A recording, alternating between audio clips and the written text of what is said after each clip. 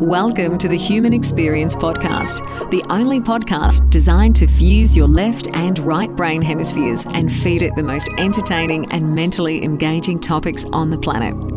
As we approach our ascent, please make sure your frontal, temporal and occipital lobes are in their full upright position. As you take your seat of consciousness, relax your senses and allow us to take you on a journey. We are the Intimate Strangers. Thank you for listening.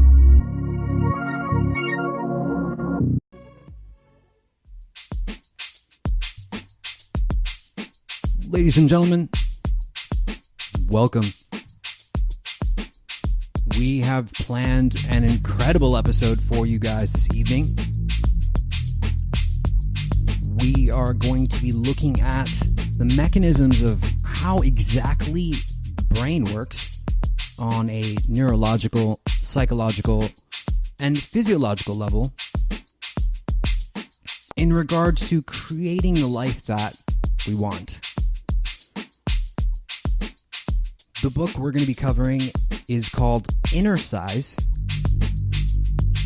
The New Science to Unlock Your Brain's Hidden Power. Written by John Assaraf, our guest for tonight. This is going to be a highly informative and entertaining show. It's usually pretty entertaining around here, right guys? So sit back, grab a drink, relax, and enjoy this conversation. The Human Experience is in session. My name is Xavier Katana. My guest for tonight is Mr. John Assaraf. John Assaraf is a behavioral and mindset expert and New York Times bestselling author who helps people realize their potential for success by working with their brains rather than against them. John is the CEO and founder of Neurogym, a company that uses the latest technologies and scientific research to help you achieve the success that you want in life. John has built 5 multi-million-dollar companies, wow, and has been featured in USA Today, Forbes, The Wall Street Journal. He's appeared on Larry King, the Ellen DeGeneres Show, and in The Secret Movie, and now The Human Experience. John, it is a pleasure. Thank you so much for making the time to be here. Welcome to HXP.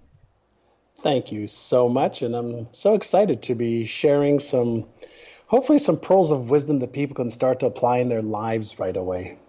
Yeah, I mean, you've got such an amazing story, and I'd love to get into that. But I mean, briefly, why don't you just tell us who you are, what you do, please? Well, what I do now is very, very different than what I did during my career, and especially when I was younger. Now I'm into brain research and designing and developing programs for people to be able to strengthen their mindset and their emotional resiliency. And that is for the sole purpose so that they can let go of what's in their way and they can start achieving more of their goals and dreams. Now, it didn't always start off that way. I went to school in Montreal, Canada. I hated it, left school in grade 11, and got into a lot of trouble with the law and did a lot of unethical things, unprofessional things. And my life changed in 1 minute when I answered one question that was asked to me by a man that I had never met before, but my brother had arranged for me to have lunch with him. And at the time, I was working in the shipping department of a computer company, making like $2 an hour, something like that. And I was miserable, selling drugs on the side to make more money so I could have fun. And I went from Montreal, Canada to Toronto, Canada to see my brother and this gentleman for lunch. I took the train. And at lunch, this man said to me, what goals do you have for your life? And I said, well, my goal is to make enough money this week to be able to, buy a little bit of food, have a little bit of fun with my friends. And that's about it. That's my goal. He said, well, what goal do you have for, 5 years from now, 10 years from now, 20 years from now? And I said to him, his name was Mr. Alan Brown. I said, I never even thought about it. Mm-hmm. I'm just living day to day, paycheck to paycheck, just trying to make ends meet. And that was it. And so he gave me these documents, and he called them his goal-setting documents. And it asked questions like, what age do you want to retire by? How much net worth do you want to have? Where do you want to travel? What kind of car do you want? What kind of home do you want? And it was broken up into different categories for health, wealth, relationships, career, business, fun, experiences, charity. And I had never, ever thought of those things. I was 19 years old at the time. And so I wrote down, a bunch of, for the most part, bullshit of what I wanted to achieve, because I was just using imagination and dreaming based on what I've seen on television. Right. And when I gave him the documents, he said, this is actually pretty good. He said, you've got a lot of big goals and dreams. And then he asked me the question that changed my life. And he said to me, he said, John, he says, are you interested in achieving these goals, or are you committed? And I looked up at him and I said, what do you mean, Mr. Brown? He says, well, if you're interested, you're going to do what's easy and what's convenient. He says, if you're interested, you're going to use the story that you only went to grade 11 in high school, that you're getting into trouble with the law, that your father went to grade 5, your mother went to grade 3, and all the other stories and excuses you've been telling me as to why you're doing what you're doing and why you're getting the results you're getting. He says, if you're committed, however, you will let go of all of your stories and excuses. You will stop fucking around. He says, and you'll develop the beliefs, the knowledge, the skills, and the habits required to achieve every one of those goals. And he went on to say, I've achieved way more than every one of those goals that you have there. And I can tell you they're doable. So are you interested, or are you committed? And so I looked at him and I said, well, I guess I'm committed. He says, good. Then the first thing I'd like you to do is accept my offer to be your mentor.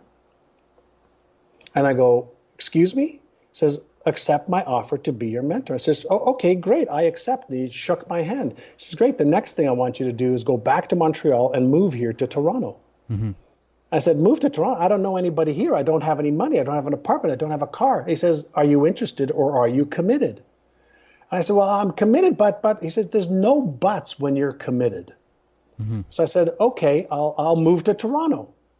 And he says, great. He says, the next thing I want you to do is I want you to enroll in the real estate class that starts on May the 5th. This was April of 1980, just to give people perspective. And he said, I want you to enroll in the real estate course that starts on May 5th.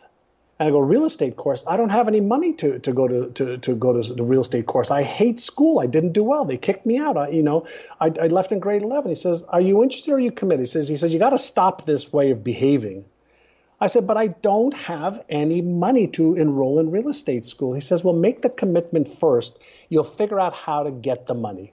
So I said, fine, I'll do it. And so long story short, after I said I was committed, after he said he'll mentor me, after I said I'll move to Toronto from Montreal, not knowing a soul, after I didn't have money, I figured out how to get the money.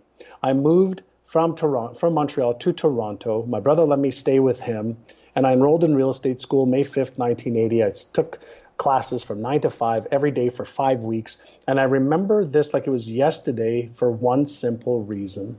On June 20th, 1980, I passed my real estate test. And the reason I remember is because it was the first time in years I didn't cheat to pass a test. And so that was the beginning of understanding the difference between commitment and interest.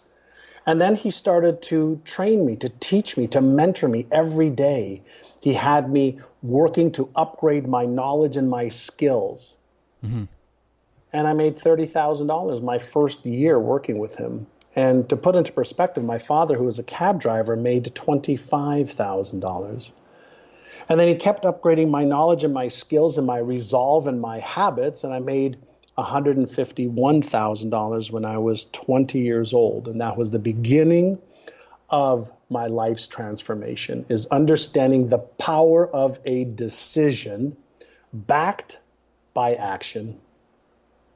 I mean, wow, that's such an incredible, sort of origin story, with this person, Alan, that decided to take you under his wing and mentor you, and give you that sort of direction that's so crucial. And at such a young age, too. You were 19. So 19, yeah. I mean, it could have gone either way for you, right? Well, the answer is yes, because I was either on my way to jail or the morgue. One of my friends had already died. Another one was already in jail. We were part of a little street gang that, as I mentioned before, did things that, got us into quite a bit of trouble. And so if I imagine where I was heading, it really wasn't to a good place. And I was picking up speed because I was getting a little bit older. And so it was getting very, very, very dangerous. And fortunately for me, my brother introduced me to this man, and I accepted his offer to be mentored by him and to get help. Okay. So, I've got Innercise here in my hand, and I read it last night, and, I've underlined it. I just ripped through it. And there's something at the very beginning of the book that you mentioned that I want to cover for sure. In the intro, we talked about how, you've built these highly successful companies, 5 of them. And, in the book, you mentioned that the material success was, there was a reality to that. It wasn't everything. There was a hell to sort of pay for that. I mean, can you talk more about, what that immediate material success led to for your life? It almost killed me. Sex, drugs, rock and roll. I had money and I overindulged in things. I worked so many hours. When I was younger, my family had enough money for a roof over our head and food on the table, but not enough for more. And I always felt less than other kids. I didn't feel as smart as other kids. I didn't feel good enough. I didn't feel worthy enough. I didn't feel smart enough. And so once I started making some money, I started indulging and abusing my physical body. And, I ended up with severe ulcerative colitis when I was 22 years old. I ended up, drinking way too much alcohol and just really burning the candles on all ends of the spectrum. Wow. I was divorced twice. I've been with my wife, Maria, now for 20 years. And I've got 2 amazing kids. But for many years there, it was just a life of excess. And I didn't know how to handle the success. And parts of it were great, but other parts of it were very, very challenging. Nobody had ever taught me the skill of managing money, the skill of investing, the skill of protecting, the skill of using debt properly. I was taught how to make a lot of money, but it really affected who I was and who I became until I was able to really get some. And again, I've just been a student of learning and trying to learn as much as I can from other people's research, other people's experiences, the ones that they love and are constructive ones, and also the amount of lessons you can learn from the destructive results that either you get or somebody else has had. And so I've just been a voracious student for many, many years. And sometimes you have to hit rock bottom in order to climb back up. And although I never hit total rock bottom, I was getting pretty close. Yeah, I mean, it's an interesting story. I really, resounding that you've gone through these highs and lows, and we're going to get into Innercise. But sure. What do you think it was for you back then? Do you think it was a lack of discipline? Do you think it was? Yeah, I mean, you mentioned a little bit, but I mean, what do you think was the weakest point for you through that period? Without question, my self-image. I was very, very disciplined. And one of the things I talk about in the book and I teach is every human being is 100% disciplined.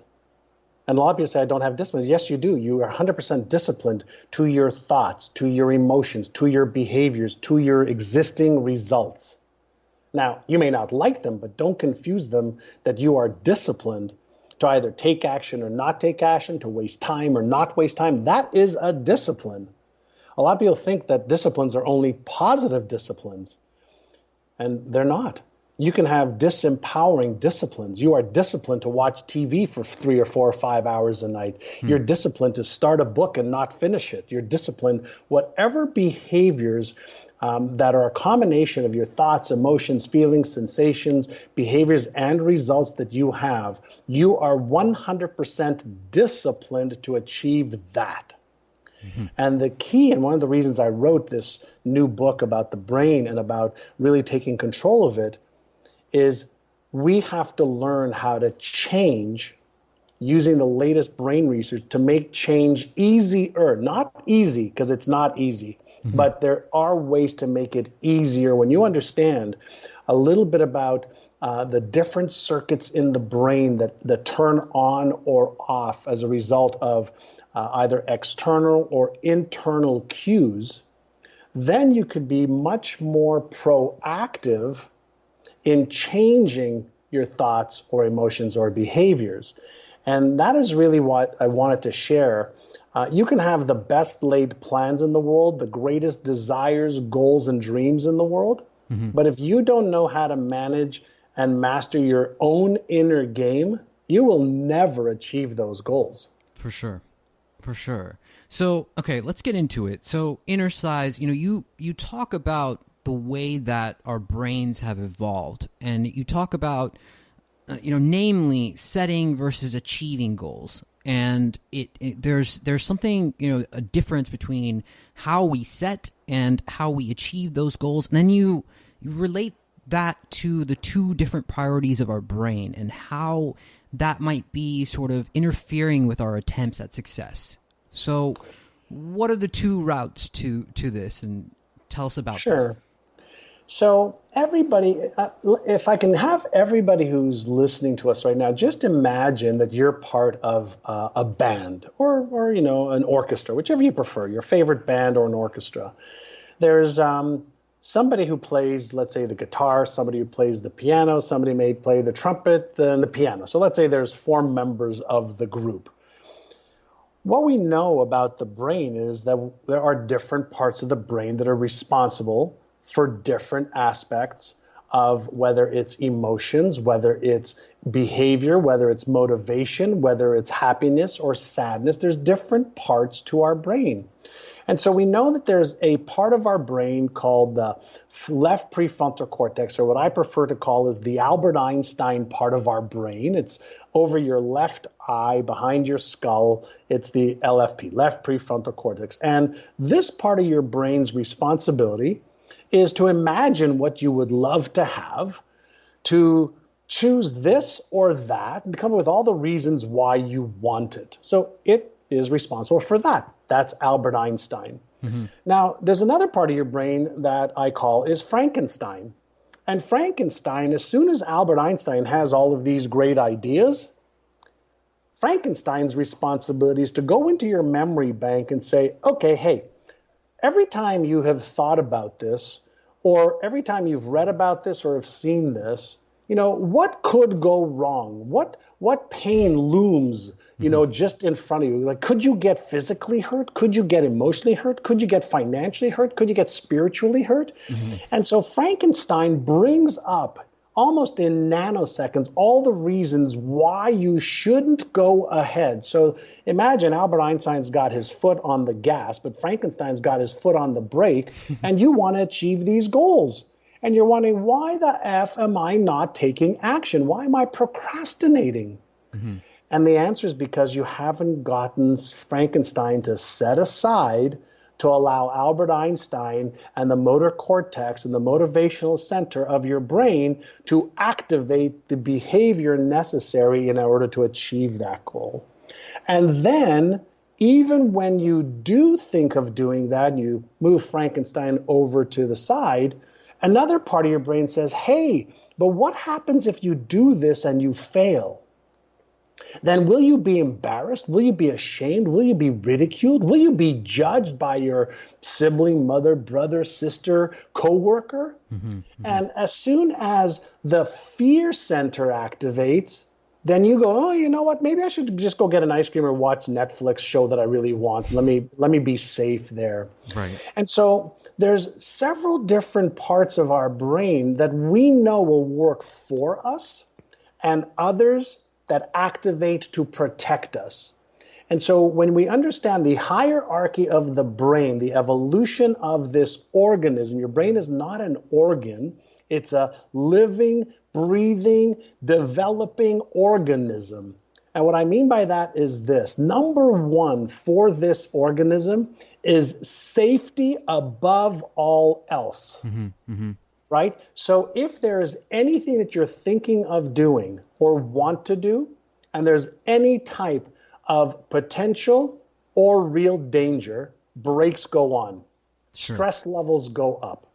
And so safety first. Second is energy conservation. So if what you want to do requires additional energy that is different than your habitual way of being, brakes go on again because your brain doesn't want to use this energy. So you have to override the fear center or stress center. You have to override this energy conservation center. And the way you do that is now you bring online the emotional center, the limbic part of our brain, which is the second part of our brain to develop. And you go, okay, yes, I know that there is some potential danger. Yes, I know that's going to require energy. And then when you ask yourself, why must I achieve this? Like, why must I?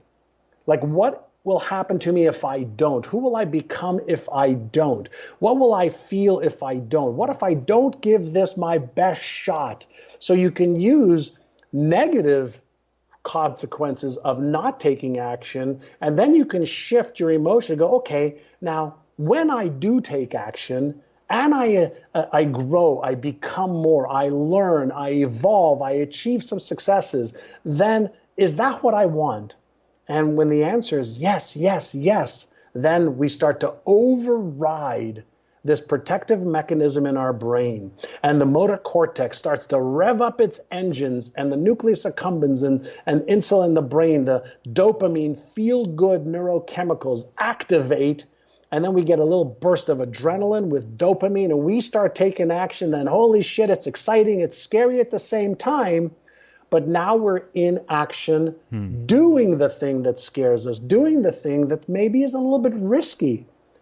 But to do all of this, you have to use the one key that every human has access to, but very few practice, and that's awareness.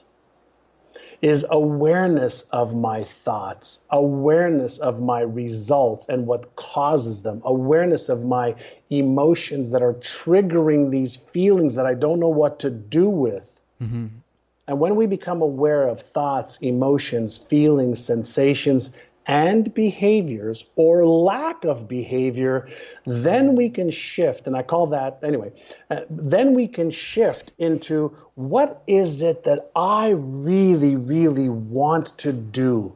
Do I want to retreat into safety? Do I want to procrastinate? Do I want to be afraid my whole life? Or do I want to step into my potential and my greatness and my abilities?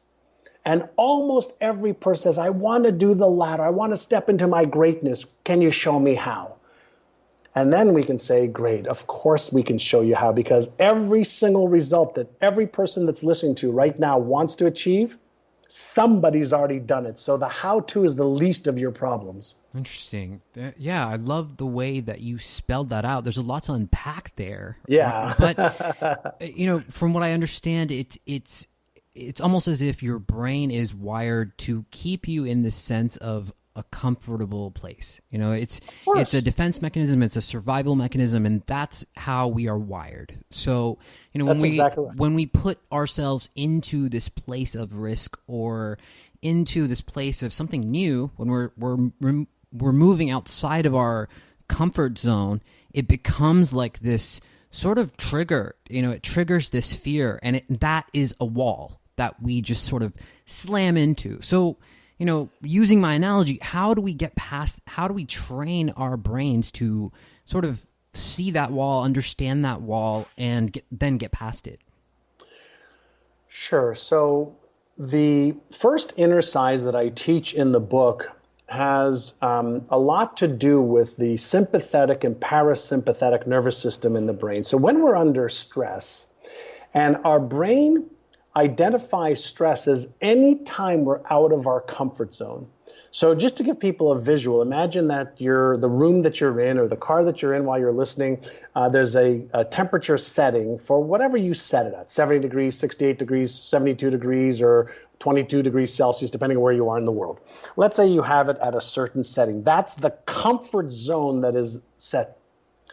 Anytime there's a deviation, if there's hot air or cold air that comes into that room or environment, the electrical system, sends a signal. It's called a cybernetic mechanism. There's a signal that is sent to the nervous system to either turn on the air or turn on the heat because the comfort zone has been penetrated. And so whenever we step out of our comfort zone, our signal goes off as well, like a light on a dashboard of a car. Our signal just goes off, and it goes off in the way that most people aren't used to dealing with, and that is in the form of a feeling. So when our signal goes off, we'll usually feel a little bit anxious. Epinephrine, cortisol, or norepinephrine has been released into the bloodstream as a signal that you are out of your comfort zone. Mm-hmm. It could be financial comfort zone, emotional comfort zone. It could be a guy wanting to ask a girl to have a drink with him at a bar, or vice versa for a girl to a guy, or a guy to a guy and girl to a girl, of course. So anytime we're out of our comfort zone, this automatic release of neurochemicals is sent through our bodies. Now, the average person tries to suppress them or distract themselves from these feelings. Right. As opposed to that they run away. So Innercise number 1 is to calm the circuit from the sympathetic nervous system, the stress and reactive circuit in the brain, to the calm and respond circuit in the brain. So the greatest gift we have is awareness. And awareness gives us choice, but most people have not practiced their awareness skill. But they know how they feel. So the first lesson that I teach people, the first Innercise, is if you just stopped and took 6 deep breaths in through your nose slowly, and then out through your mouth as if you're blowing through a straw for 6, 7, 8 seconds, really, really slowly. Just 6 breaths deactivates that stress reactive center in your brain. So that is step 1. So why don't we do that right now? Let's do it. Everybody, all right? Yeah, how about please. Everyone that's listening, why don't you participate, and we can do that right now. Perfect. So it doesn't matter if you're driving or you're just sitting at your desk. Stop whatever you're doing except driving. All right, and take a deep breath slowly in through your nose. Your eyes can be open. It's perfect, or closed. And then as you're breathing it out through your mouth, gently, gently, gently pucker your lips like you're blowing it out through a straw. And just focus on the airflow going out of your lips. And then breathe in again. And then out slowly, slowly, slowly. And just feel how calm you're getting. And let's do that 2 more times. Breathe in through your nose.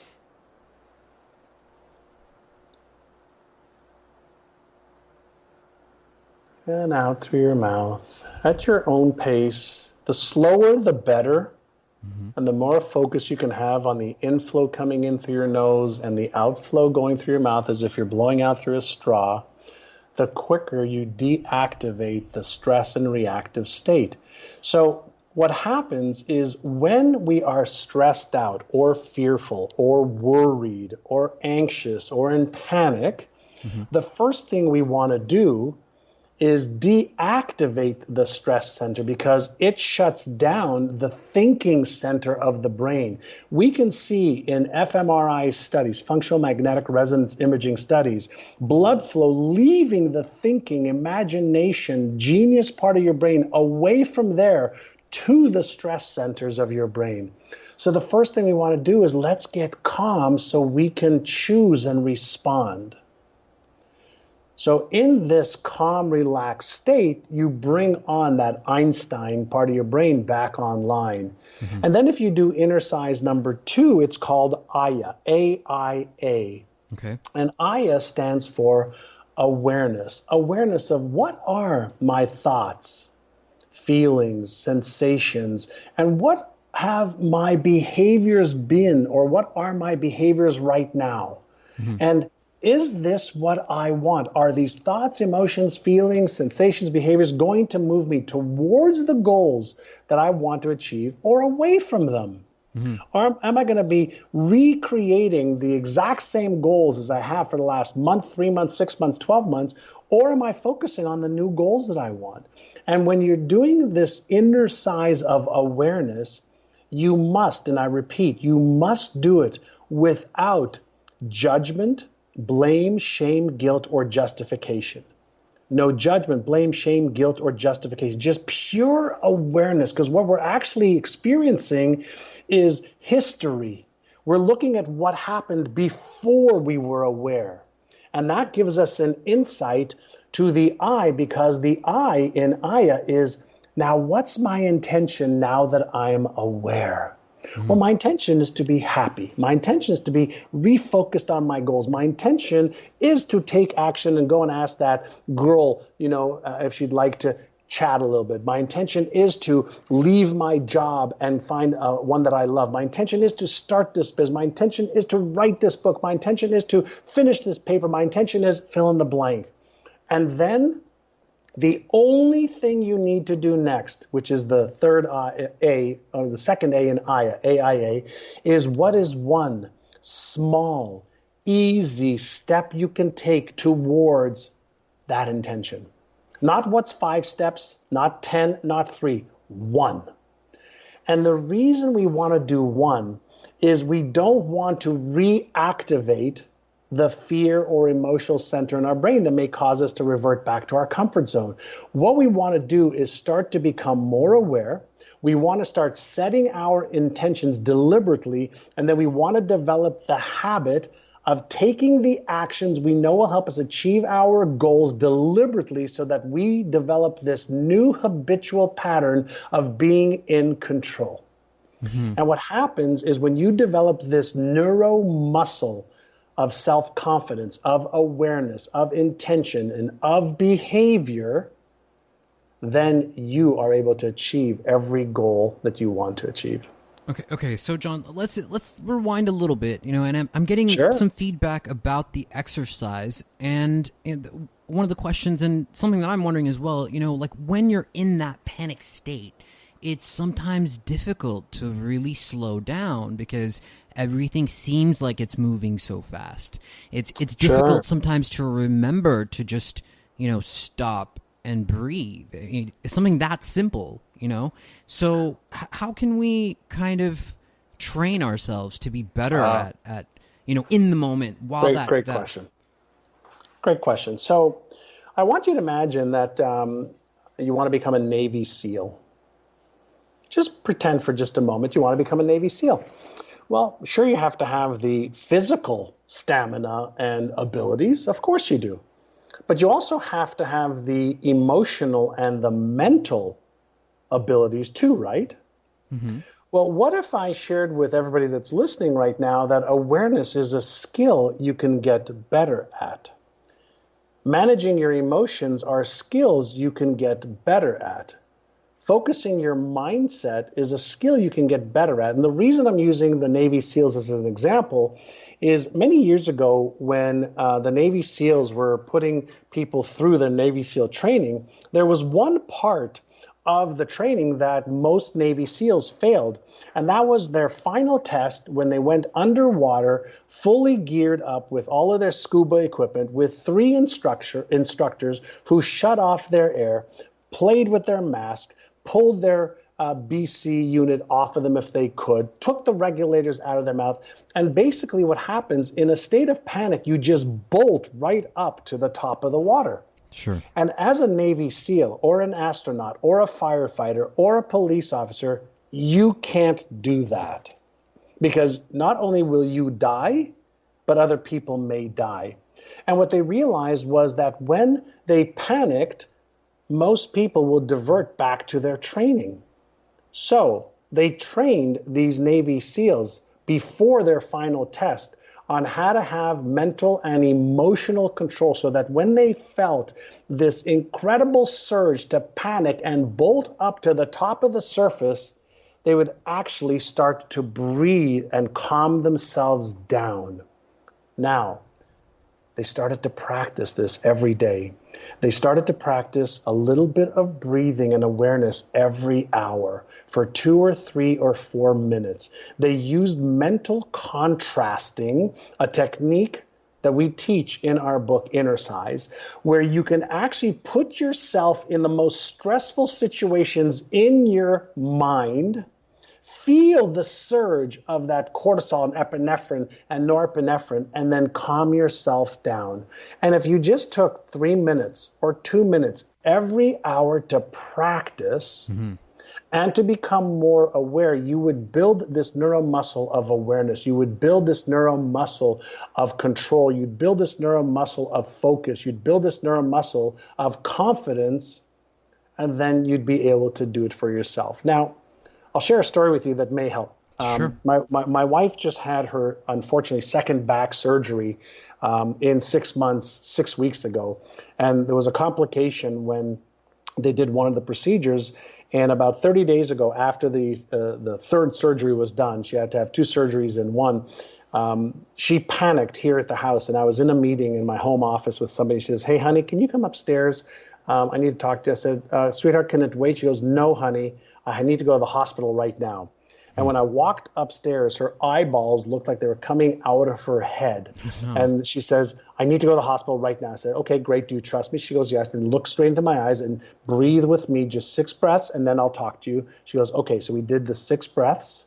She went from a level 10 panic, take me to the hospital right now, down to an 8, 7, 6, 5.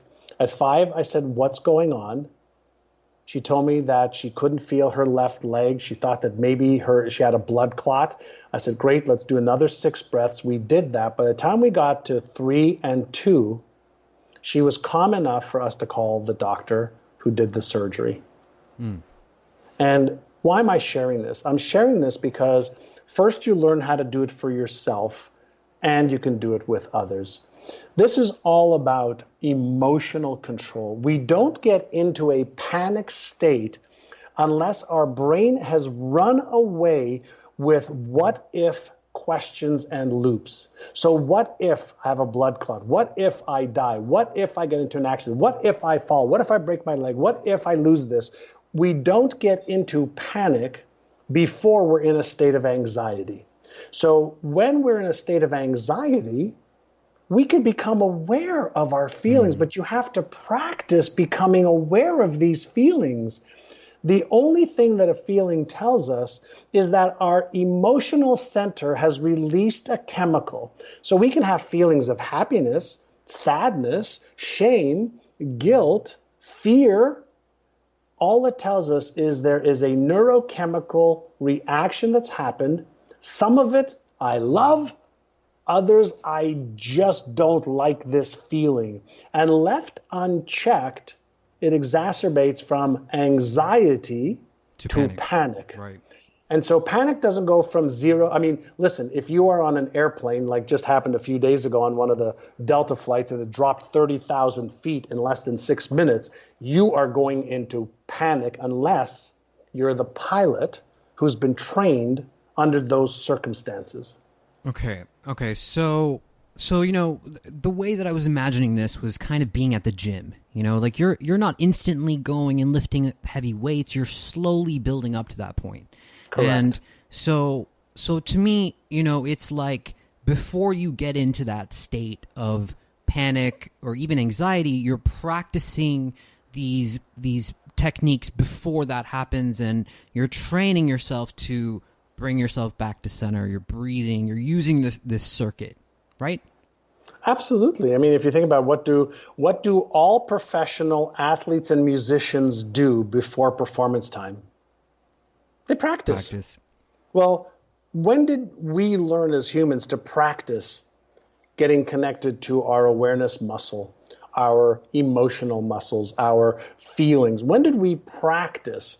If you asked a Hollywood actor or actress to change from one emotional state to another, could they do it? I would say yes. Yeah, in a nanosecond, because Right. they've practiced thousands and thousands and thousands of times. Right.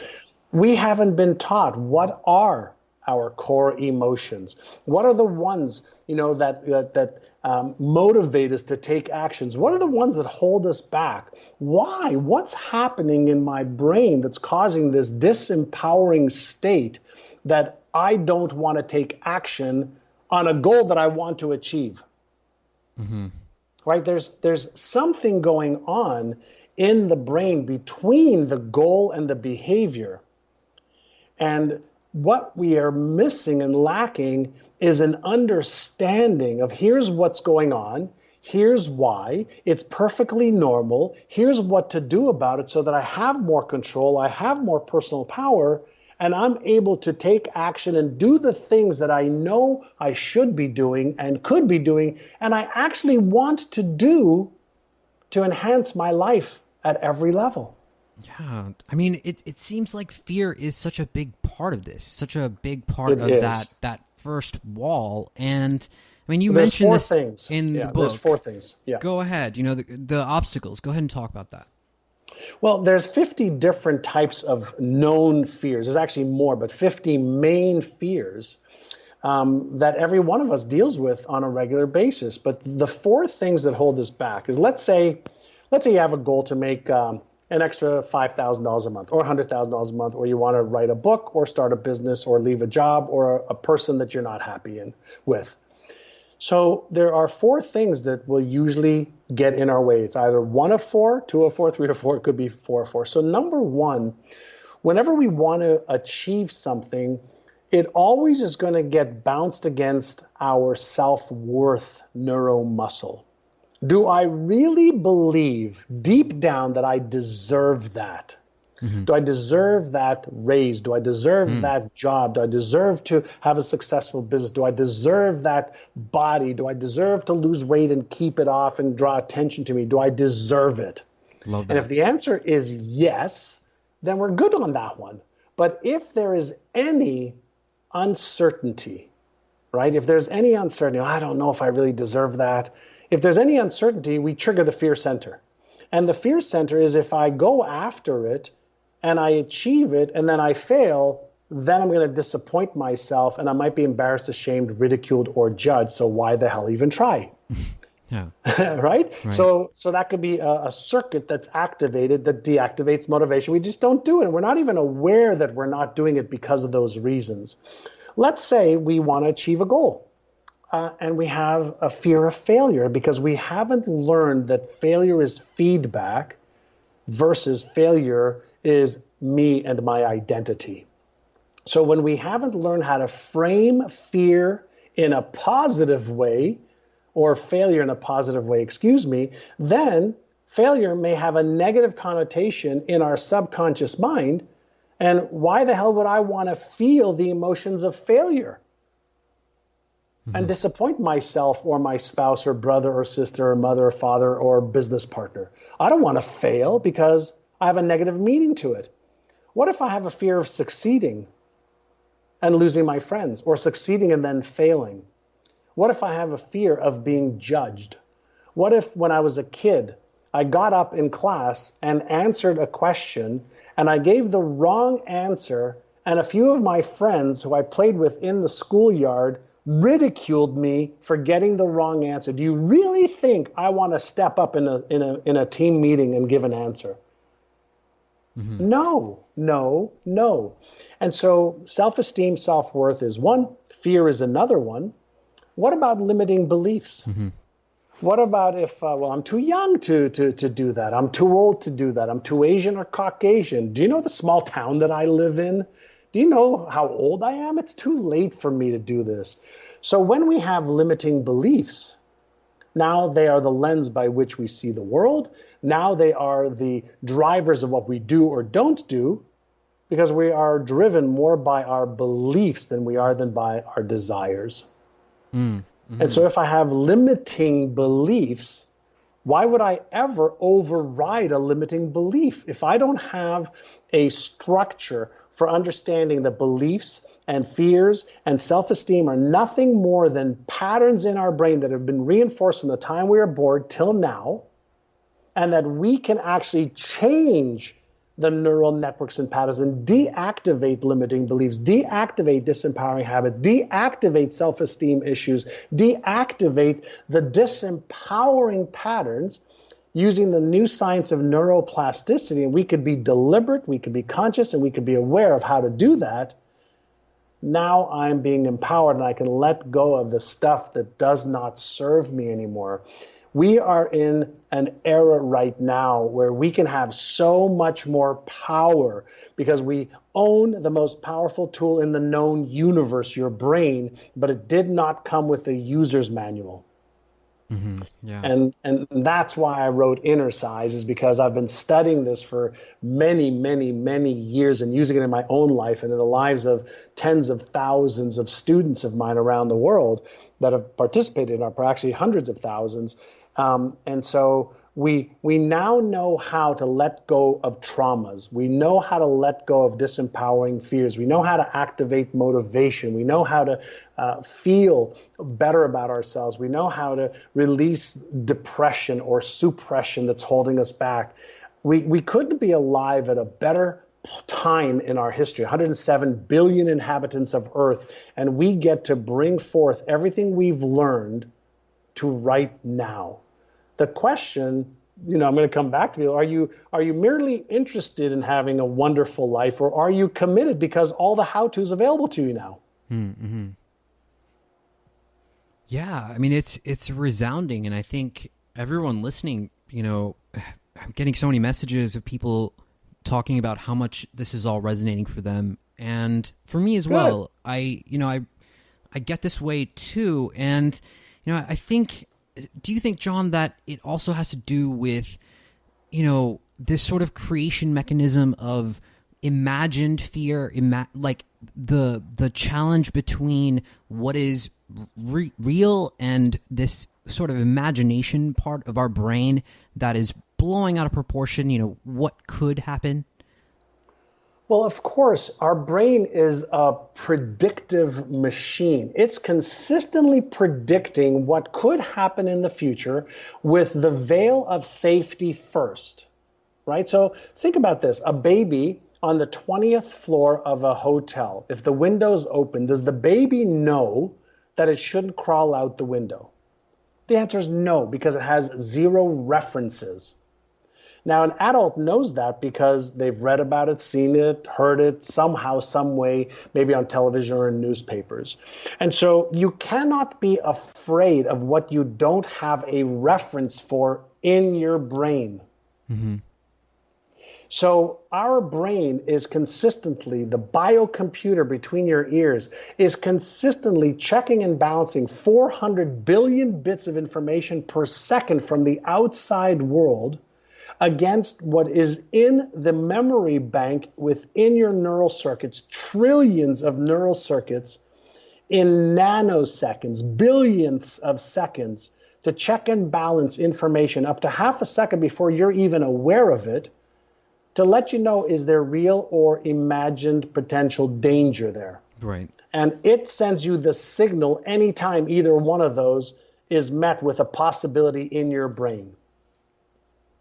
Now, the signal is made for you to be aware, not for you to stop and retreat and move back into safety. If you keep doing that, you will never have control. And if you never have control, then you will never be able to give yourself a command and follow through to completion at a very high level. You will always be managed by your fears and your emotions instead of you using your emotions to propel you forward. You can actually take the neurochemistry of fear and use it as fuel. Yeah. But You're like a segue artist. That's exactly where I was going to go to next is, just shifting this. And my favorite part in your book was when, you talk about the 5 shifts of Innercise, and you talk about using fears as fuel for change, beliefs as empowering stories, using your mindset. Please continue. What were you going to say? Well, whenever I feel fear now, I have learned that my brain's just giving me a signal to be aware of. And while that signal is going through my body, right, in the form of neurochemicals or electrical neurochemicals, I can actually use that extra energy to move towards my goal right after I've analyzed, is this fear real or imagined? And have I mitigated the risk that may be present? So when you feel fearful, or when you're aware that you keep procrastinating and you've taken the time to go, why am I procrastinating? Am I afraid of failing? Am I afraid of being embarrassed? Like, why am I procrastinating? What's the real reason I'm procrastinating? There's only 3 reasons we procrastinate. One is decisional, which means I just don't know what to do, so I have uncertainty and self-doubt, which is kicked in my fear center, which means I'm not going to take action. Okay, so decisional. So what do I need to learn? Whose help do I need in order to know what steps I need to take? Great, thank you, brain. You've just done a great job for me to make me aware that it's decisional. The other one is arousal. There are some people who don't take action because they get aroused and do it at the last minute. So that is another reason people may not take action. So arousal, decisional. Mm-hmm. And the other one has to do with self-esteem, self-worth, and not believing that we deserve it. Right. And so is the fear triggered because I really don't believe that I can or that I deserve it? And if that's the case, then I can say, okay, is this really true? Or is this an old pattern from my childhood that's rearing its ugly head, or even from my teens or even beyond that, that's rearing its ugly? Do I really not deserve this? Am I really going to allow the fear of failure to hold me back? And if the answer is yeah, I'm going to allow that to hold me back. So then you say, great, what do I need to do in order to mitigate the risk? Okay. Right? Then I can start to use my higher cortical functions of thinking instead of reacting. Now, a lot of people confuse thoughts with thinking. You have 50,000 random thoughts a day, 80-90% of which are disempowering negative ones. Now, they're just coming up from your memory bank, percolating up like little bingo balls, percolating up in those little machines. They just pop, pop, pop, pop, pop. And you can learn the skill of just being aware of them and letting them go, being aware of them, letting them go, being aware of them, letting them go, and then choosing the thoughts that you want. But when a serious thought pops up that could have either positive or disempowering ramifications, then in a calm, relaxed way, you can actually think. Mm-hmm. Is this real? Is this imagined? Is there real danger here? Or is this imagined danger because of my past, from my mother, father, sister, brother, aunt, uncle, or whatever? Right. Yeah. Now we're elevating our humanity and our abilities. And I know some of this sounds complex, and it's complex if maybe it's the first or second time you've heard about it. But once you start to say, okay, I have a brain. I'm not my brain. I can use my brain. My brain's an organism, just like I have a hand and I have lungs and a heart, etc. It's an organism. It's mine. How do I start using my brain better? How do I upgrade my awareness? How do I become more aware of my thoughts and my emotions and my behaviors, my habits? And how do I deliberately start to strengthen my self-discipline, my belief systems, my habitual way of being? Mm-hmm. And that's skill building. Yeah. And there's so much that we covered about the actual awareness part And, let's get into the intention and then the action part, because I think that's a huge part of it. I mean, yes, okay, we're going to have these fears, and then eventually you're going to overcome them. Either you're going to, or they're going to overcome you. But eventually, hopefully, you're going to get to that point where you're just going to get tired of being afraid, right? And you're going to start to you're going to do something about it. So how do we get to a point where we're starting to take action on those goals? I want to backtrack for just a second on something you said. Okay. And that is this. You are never, ever, ever, ever, ever going to stop being afraid when you get out of your comfort zone. So just remember, fear is a safety mechanism that's there to serve you, not stop you. So what happens is you become unafraid for the next task at hand, the next goal that you achieve. And then that becomes your new comfort zone. So no differently than if you're a diver. You might start diving, off the edge of the pool. Then you go to the small diving board. Then you go up to the next diving board, the next one, the next one, the next one. Every time you go to a new level, the fear center kicks in. And you just go, okay, thank you. I know what this is. That's perfect. So that's number one. That makes so much sense. Yeah, so number two, the visual I want everybody to have is this. What are 3 simple, easy steps you can take towards any goal you have? Not 10, not 7. Give me 3 that you can say, okay, this is a little bit uncomfortable, but I can do it. Okay. So a lot of times people are looking for, how am I going to do all of this, right? That would be the equivalent of me taking, 50 people that are listening right now and saying, okay, I'm going to teach you how to become a high diver, and we're going to go up to, 100 feet, and we go, okay, let's start here. I'd have 100 people running away. Yeah. But if I said, all 100 of you, let's jump into the pool. And if you don't feel comfortable jumping in the pool, can you sit on the edge and then get in?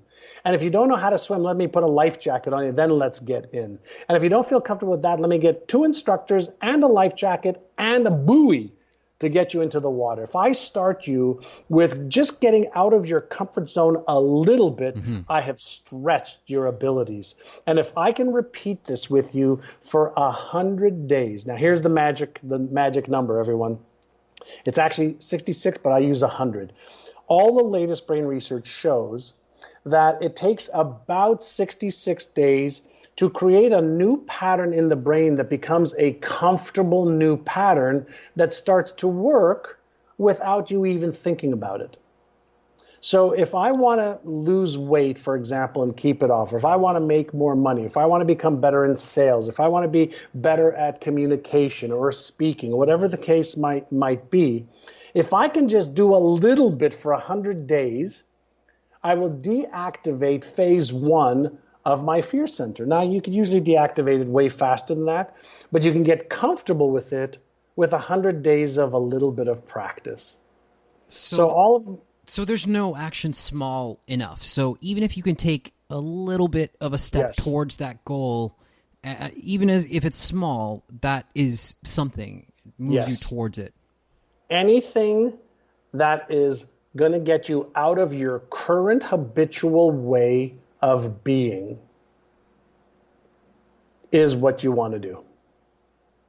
And so you start off small. If you want to start flossing your teeth and you just haven't done it, start with flossing 1 tooth every day.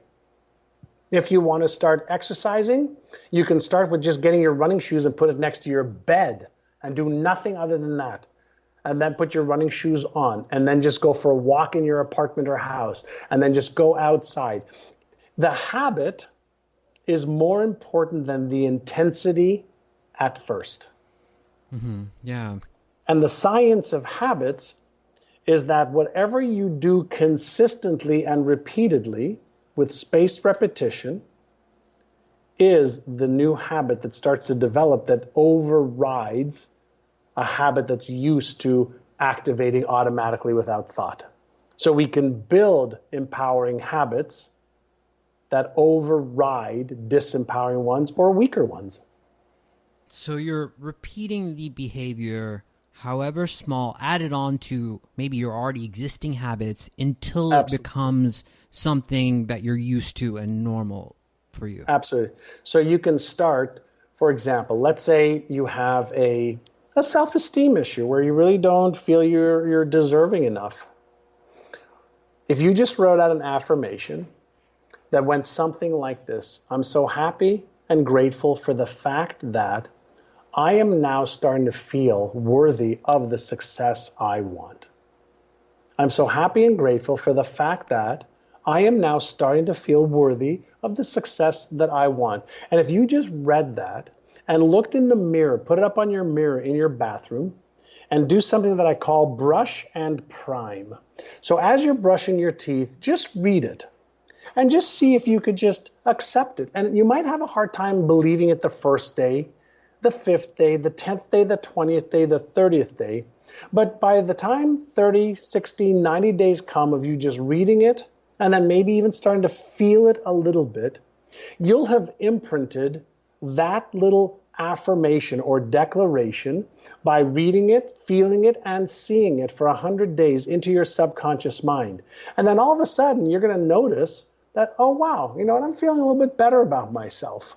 Mm-hmm. So we can use words, we can use emotions, we can use visual aids, we can use a variety of different methodologies to take something that isn't true or real right now, and we can impress it into our subconscious mind and start fertilizing that seed, and it'll start to grow some roots, and it'll start to connect to other networks in your brain. And then all of a sudden, you'll start having more positive thoughts around, hey, I do deserve this. Hey, I do want this. Hey, I do have a little bit more confidence. So we can start with things that are as simple as affirmations, like looking in the mirror and saying, I love you. And even if you don't believe it initially, say it for 100 days. I promise you, you will start to feel like, well, you know what? I love you. At least you're doing this.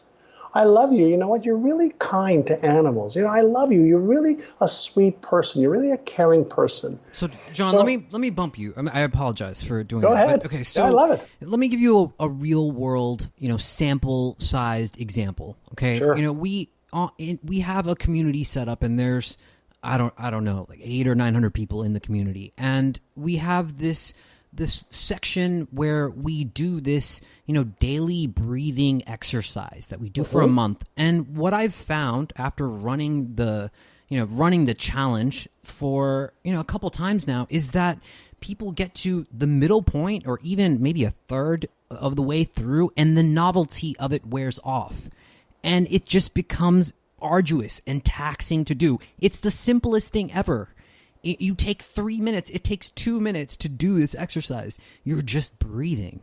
But, there's something about I don't know. Can you clarify, please, why that might be a wall that people are hitting? So what happens is when we repeat something too often, the novelty wears out. And our brain loves novelty. Our brain loves challenge. In all of the brain training programs that I've designed for professional athletes, for corporations, for individuals, for clients all over the world, every week we switch it up. So we give them something to do for a week that's repetitive for 7 days, and then we go, okay, let's level it to something different, similar but different. So now they're learning something new. Now they can get excited about something new. Now it's novel. Now it's fun. And so when we can switch it up, it's okay to breathe, let's say for 30 straight days for 3 minutes each day. But if it were me, I'd say we're going to breathe for 3 minutes for week 1. For week 2, we're going to do a different breathing exercises, and here's the benefit of that one. For week 3, here's a different one, and here's the benefit of that one. For week 4, here's the benefit of that one. And collectively, when you put it all together, here is the big prize. So now you've developed self-discipline. Now you've upgraded your abilities, blah, blah, blah, blah, blah. And so when people get bored, people check out. Mm-hmm. And that's when we say when people get bored, when brains get bored, brains check out. And so our job as the leaders, the instructors, is to keep people engaged. right? It's our job to keep people engaged. And it's our job to understand how their brains function. It's our job to do that. And so when we start to mix and match things, when we cause engagement, fun, experiences, etc., then we can get people more committed to the outcome. Mm-hmm. I mean, it's an interesting process because there's so many different layers, like the brain is almost like an onion, and each time you Correct. sort of, peel off a layer, there's another layer that you kind of have to address or, establish some sort of rapport with. And I mean, I love your analogy of the diving boards and this sort of set of fear, and that fear being a sort of constant, and it is a constant. It as a survival mechanism. Correct. And it makes sense. It fits in the larger perspective of things. So, let's talk about gratitude, because this was a big part of your book and something that I believe in a lot. I mean, I do my best to practice this every day. So let's talk about how important, what's going on neurologically when we add gratitude to all this whole process. Sure. So, whenever we think of, a person, a place, a thing that we're grateful for, the first thing that's happening is we're activating the dopamine neurotransmitters in our brain. So the dopamine neurotransmitters in our brain causes us to feel good. When we feel good, we're happy. When we're happy, guess what we do? We're really good with other people, with pets, with things that we want to do.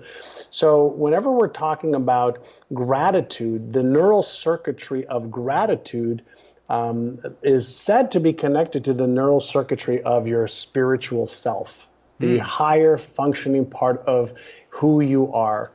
And so when we are in gratitude of life, of breathing, of waking up, of friends, brothers, sisters, co-workers, an event that took place, the sunshine, the clouds, the air that we can breathe, the oxygen and nitrogen and carbon and the other elements in air.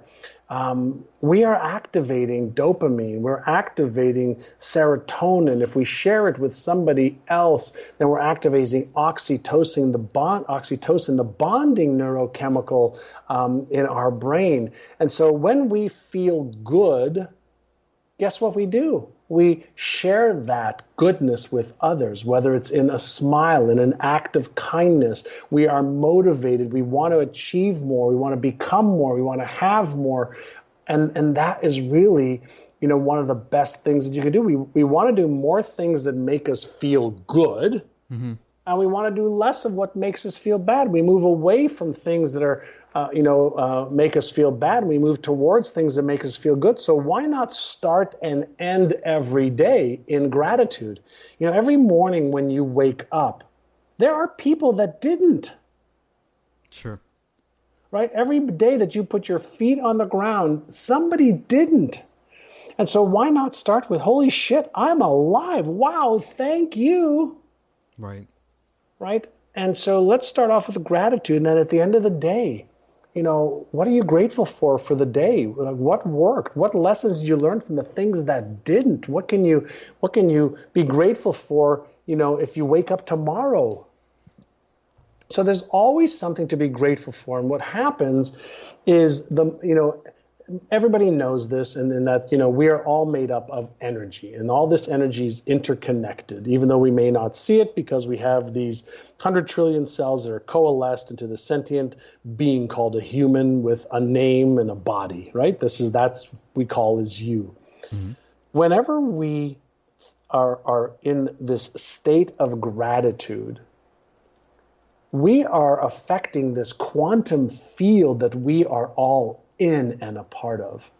So when we're in a state of gratitude and we have activated 100 trillion cells in our body that feel the oscillation and the vibration of the neurochemistry of gratitude, we're actually sending a ripple effect into the field. Like when you drop a rock in a pond, it doesn't stop where the rock is dropped. There's a ripple effect across the pond. And that's also known as the butterfly effect. And so when we are in a state of gratitude, yes, we feel good and we're that rock. But other people can feel things even when words aren't spoken. And so if we are in this quantum field of energy and we can augment the vibrational essence of who we are just with gratitude, we're not the only ones who benefit. Mm-hmm. Yeah, I mean, that's so resounding. I love that so much. And I love how you sort of teased the spiritual aspect of this, because that, that's a big part of my life. And I think the crowd of people who listen to HXP, I mean, it's a big part of their lives as well.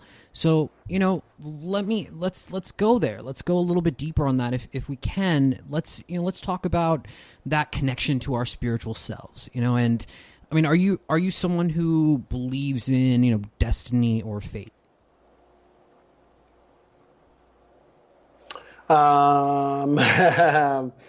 Uncertain. I believe in universal intelligence, and everything happens and unfolding exactly how it should. Mm-hmm. And that you and I, and our greatest gift is choice. Okay. So I know that there's order in the universe, and I also know that there's randomness in the universe. And so I've had way too many experiences to prove otherwise for me. Now, when we talk about, the spiritual intelligence, when I look outside and I sit on my deck and I look at the ocean and I sometimes can see the moon out and the sun out, and I'm on planet Earth, and we are spinning at dizzying speeds around our own axis once every 24 hours, and around the sun once every 365 days, as the Milky Way galaxy is traveling across space and time at 70,000 miles per hour, mm-hmm. as the other planets, are moving around this sun as well. I can't help but think that there's this unimaginable intelligence that makes it all work in perfect order and harmony. And that intelligence is in me because it created me. So no differently than when you go to the ocean, if you took a bucket of water out of the ocean, you took it 5,000 miles inland, mm-hmm. what you have is some of the ocean water. Sure.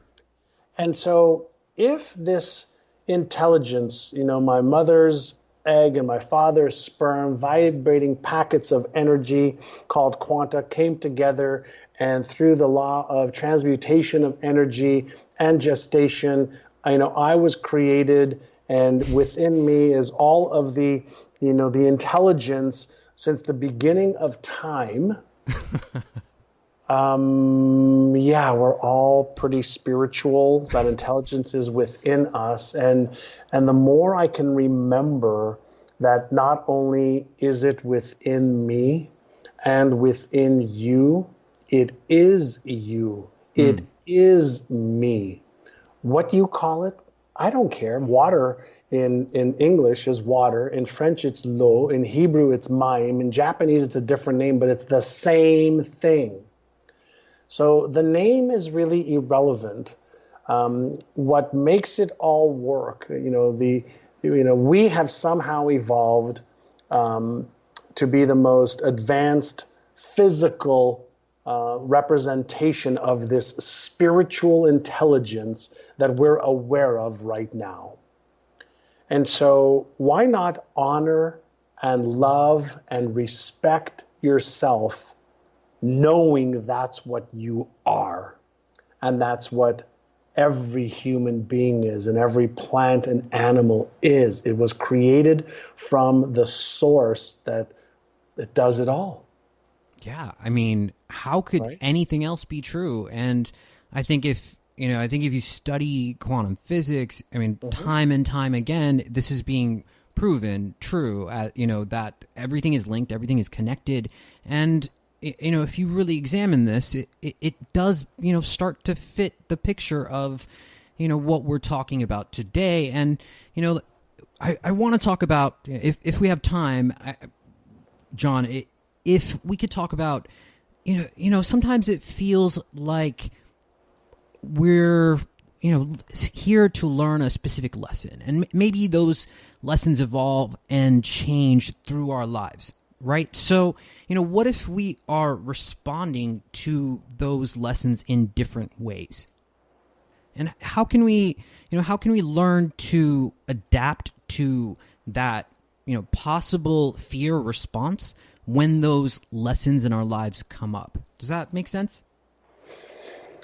I'm a little confused, so I don't understand. I'm saying that, let's say that there's something that life is trying to teach you, a next level, a part of your growth that you're trying to level up, and that part of your growth is it's creating a fear response in you. Sure. Okay. Got it. So I believe and have this, philosophy, and I've written about this in my other books, that spirit is always for fuller expression and expansion of itself. So if spirit is looking to expand and express itself to and through us, and we have emotions as part of our physical body, and we have mental faculties, and we have a body with, bones and tissues and organs, then if our physical body and our mindset and our emotions are in the way of our spiritual growth, there is conflict, there is fear. And when we get aligned between our spiritual, emotional, mental, and physical, then we have coherence and harmony. So I call that the SEMP model, S-E-M-P. Okay. Many people are operating life only at the physical level and at the emotional level. And they are forgetting that they are spiritual, they have emotions, they have mental faculties, and they have a body. So they have the order wrong, in my humble opinion. What if you started operating from a spiritual perspective? That there are no accidents in the universe. Randomness, yes, but no accidents. Coincidences only mean when two angles coincide. So everything that's happening, is unfolding as it should. And so there are going to be plenty of opportunities for lessons. And the meaning that we give those lessons are going to determine how we feel about them. Mm-hmm. Right? So now we're learning how to be aware of the meanings that I'm giving things. And so when you ask somebody who's highly successful, what does fear mean to you? Most highly successful people will tell you it's just feedback. It's just something that I didn't think the right way, or I didn't do the right things, but it's not who I am. Mm-hmm. People who haven't had personal development training think that failure is something that is part of their identity, that there's something wrong with them. And so when we're talking about lessons, usually nature gives you a test first and then the lesson afterwards. So Mother Nature gives tests first and then the lessons. Now, if you are somebody who likes to study and read and learn from whether it's books or great YouTube channels like this one, or other different means of dissemination of information, knowledge, skills, awareness, sure, then you're going to go, okay, wow, I have developed a higher level of skill. When I teach my students, and I'm not talking about in school, I have students who share or come into our programs. I say, listen, what level do you want to play the game of life? Do you want to play the level at the kindergarten level, at the grade school level, high school level, university level, pro level? Do you want to make the all-star team? Do you want to make the Hall of Fame? Those are your levels of the game, right? So if you want to play the game, at a low level, you are going to be in a lot of pain and discomfort, and you're not going to achieve very much. Mm-hmm. But if you want to level up your skills, your knowledge, your awareness, it's going to take a lot of effort, and you are going to fail a lot. Get used to it. Right. That's how you learn. Yeah. You don't become a world famous athlete, musician, CEO, entrepreneur without learning these mental and emotional and physical lessons. Now, you can shortcut some of the lessons with books and with videos and with coaching and mentors and of course, experience.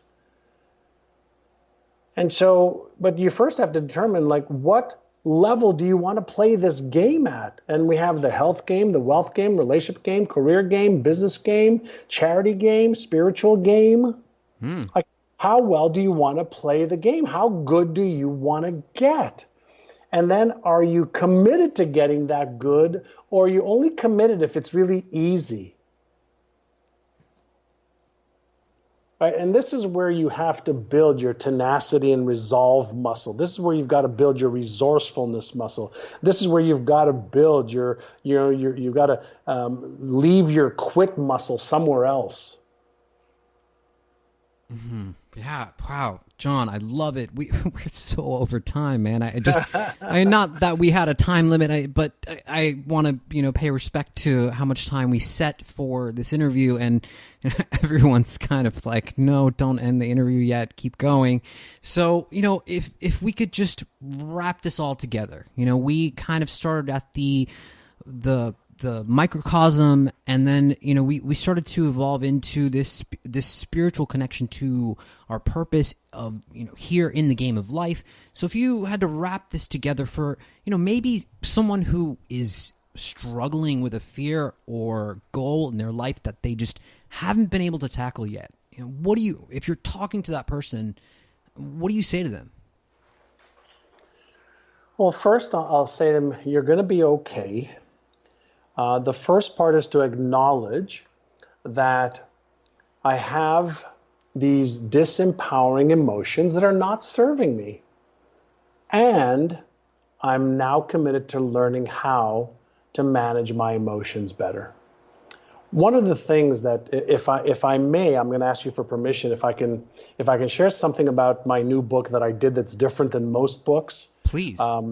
A lot of people, I've got 2 New York Times best-selling books. I've got my new book, Innercise. And what I've discovered is when I've written how-to books, people read them. It's like, oh, wow, this is great, but they don't follow through to action. So what I did with this book, with Innercise, is not only did I tell people, here's what's going on, here's what to do about it, but when people purchase my book on Amazon, I'm going to give them 8 brain training audios where I will coach them. They're free. They're worth $200, where they can practice with me awareness, managing emotions, confidence, focus.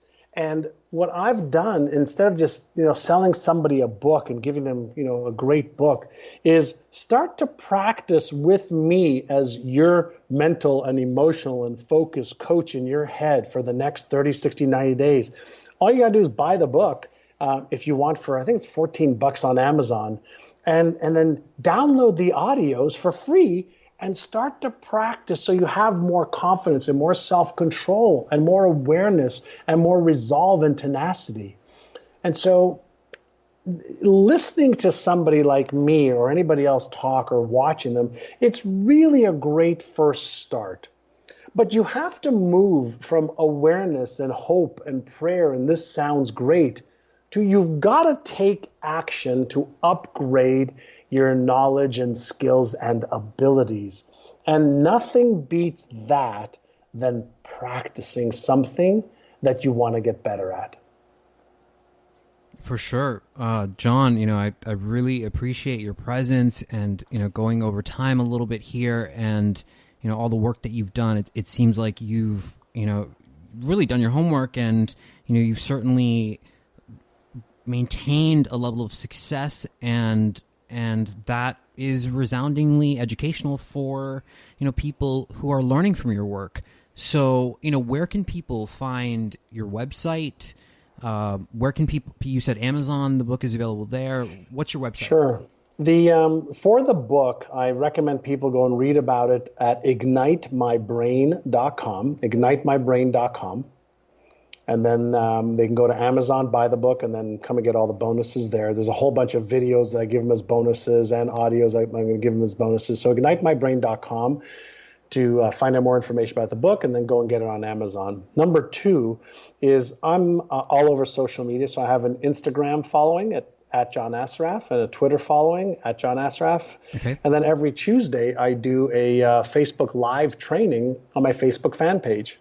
Okay. And so they can find me on social media, and I've got websites as well for myneurogym.com and johnassaraf.com. But let's start with a few of them. If we give them more than 3, they'll probably get a little confused. So what's the main one to get to? If we're just going to give them one, is it myneurogym.com? Myneurogym.com. Yeah. Perfect. Myneurogym.com is the best one. What an episode. The book is called Innercise, the new science to unlock your brain's hidden power.